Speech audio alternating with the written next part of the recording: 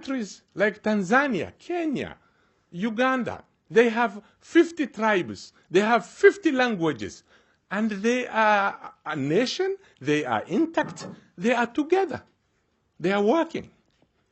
So why do you deny my language? Why do you impose on me your language? Why? If you want to kill a society, I have seen this in the US and Canada, you first take away the language. When you want to kill a culture, you take away from them the language. Then that culture is dead. You know why? Because you are adopting another language and you are always told, no, you are not the master of the language. Stand behind. Because you adopted this language. It's not your language. So many young men in my country, in Somalia, they have been robbed of their culture. I was in primary, I don't know if we have time to finish this.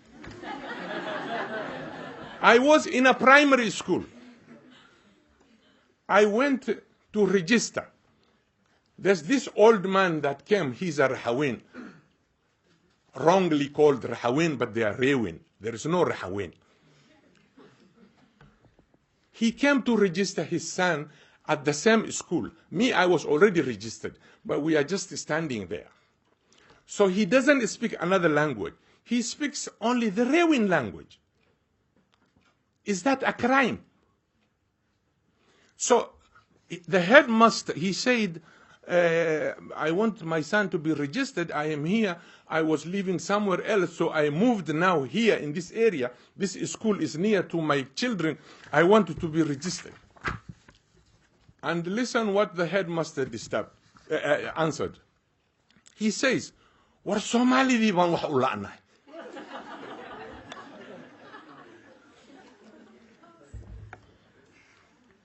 You are laughing now, but what does he feel, this young kid, at that age of 5, 6 years old?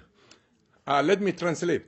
An old man came to register his son in a school that he moved in that area, and the headmaster tells him, because he was speaking a different language, it's a Somali language, but different, but the headmaster didn't understand.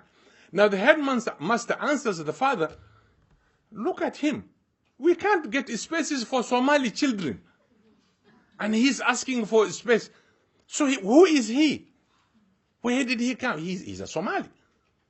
So if I tell you the historical background of what happened to me and what happened to my brother, which he all registered, his book is called Unearthing Apartheid in Somalia. You can't believe.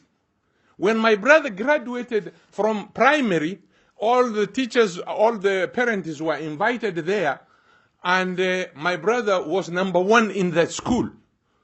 The headmaster was Ustad Abdullah. He was half Arab. And Ustad Abdullah, then children are given their certificate, they call their name, and the parents are there.